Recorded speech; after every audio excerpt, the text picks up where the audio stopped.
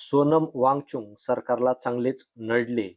हलक्यात घेणाऱ्या सरकारचा घमंड आज धुळीस मिळाला. तरुणांच्या ताकदीसमोर सत्तेचा अहंकार पाणी पाणी झाला, असं म्हणता येईल. आज पहाटेपासून दिल्लीच्या रस्त्यावर धावपळ सुरू झाली. घोषणांनी अखेर दिल्ली जागी झाली. 21 निष्पाप विद्यार्थ्यांचा जीव घेणं सरकारला अंगलट आलं. 20 दिवस मॅगसेसे पुरस्कार विजेते शास्त्रज्ञ असलेल्या सोनम वांगचुक यांच्या आंदोलनावर भाष्य करण्याइतपत समज सरकारच्या एकाही मंत्र्यामध्ये नव्हती. संवाद साधणं तर फार दूरची गोष्ट.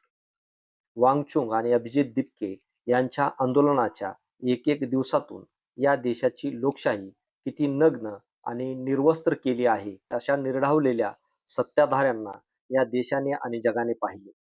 देशाच्या भविष्यापेक्षा आणि विद्यार्थ्यांच्या हितापेक्षा सत्ता आणि मंत्रिपद महत्वाचं आहे, हे वारंवार या सरकारनं दाखवून दिलं.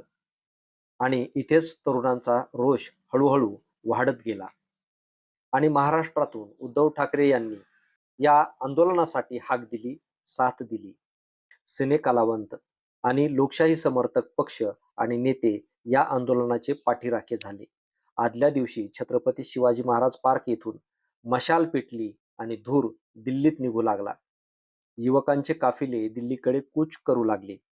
दिल्लीचे रस्ते पहाटेच्या धुक्यात अंगार पेटल्यासारखे धुमसू लागले आणि शेवटी दिल्लीतील 5 मेट्रो स्टेशन सरकारला बंद करावे लागले.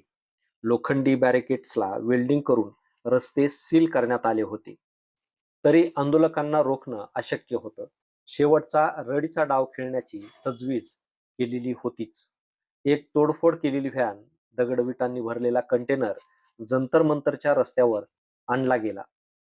आंदोलकावर दगडांचा भडीमार करून त्यांना अडवण्याचा, बदनाम करण्याचा कुटील डाव असेलही आणि आंदोलकावरच हे आरोप ठेवून लाठीमार, गोळीबार करून गुन्हे दाखल करण्याचे देखील षडयंत्र असू शकते.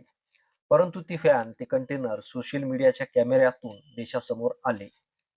परंतु शेवटी लाठीमार झालाच. तरीही आंदोलक थोपवता आले नाही. संसदेवरील मोर्चाला पोलीस परवानगी नाही, अशाही बातम्या मीडियातून आल्या. परंतु थांबतंय कोण? अत्यंत शांततेत लाखो तरुण संसदेच्या दिशेने आगेकूच करीत राहिले आणि शेवटी संसदेच्या प्रवेशद्वाराजवळ तोफ डागावी तशी अंधाधुंद धुराची फायरिंग सुरू झाली. बंदूकधारी बंदुका ताणून उभे होते.